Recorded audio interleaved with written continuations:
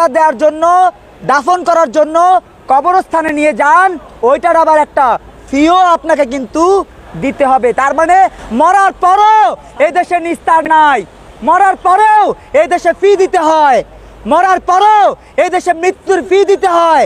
এই দেশের মানুষের সন্তানদেরকে ডেথ সার্টিফিকেট আনার জন্য 5,000 টাকা গণার পরেও আবার দুর্নীতির মাধ্যমে ঘুষ দিতে হয়। এই হলো বাংলাদেশ। স্বাধীনতার 51 বছর পার করেছি, আমরা কি স্বাধীন হয়েছি? আমরা স্বাধীন হতে পারি নাই। কি কারণে আমরা স্বাধীন হতে পারি নাই? আমাদের অর্থনৈতিক স্বাধীনতা আসেনি, আমাদের মানুষের যে মৌলিক দাবিগুলো, সেই দাবিগুলো বাস্তবায়ন হয়নি। স্বাধীনতা এটি ছেলের হাতের মোয়া নয় যে বললাম আর স্বাধীন হয়ে গেল। 9 মাস আমাদের ভাইরা যুদ্ধ করেছেন, আমাদের বোনেরা সংগ্রাম করেছেন, সম্ভ্রম দিয়েছেন, জীবন দিয়েছেন। এই 51 বছর পরে এসে তাদের রক্তের বিনিময়ে, তাদের জীবনের বিনিময়ে আমরা কি পেয়েছি? এটাই তো পেয়েছি যে আমলারা দেশ চালায়। আমলারা যদি বলে আগামীকাল গ্যাসের দাম বাড়বে, আমার গ্যাসের দাম বাড়ে। আমলারা যদি বলে আগামীকাল বিদ্যুতের দাম বাড়বে, আমাদের বিদ্যুতের দাম বাড়ে। আমলারা যদি বলে আগামীকাল করোনা বেড়েছে, করোনা আক্রান্তের সংখ্যা বেড়ে যায়।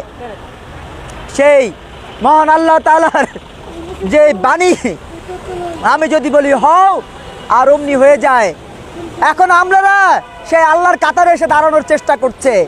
মহান আল্লাহ তাআলাকে অবমাননা সবচেয়ে বেশি করছে আমাদের দেশের আমলারা। আজকে মহানবীকে অবমাননার জন্য আন্দোলন হয়, আমাদের মহানবীকে সবচেয়ে বেশি অবমাননা করেছে আমলারা। খোঁজ নিয়ে দেখেন, একদিকে আমাদের রক্ত চুষে তারা আমাদের জীবন শেষ করছে, অন্যদিকে তারা মদের আসর বসায় রাতের বেলা। খোঁজ নিয়ে দেখেন, আমাদের সচিবদের এমন কোনো সচিব নাই যে সচিবের বাসায় মদের আসর বসে না।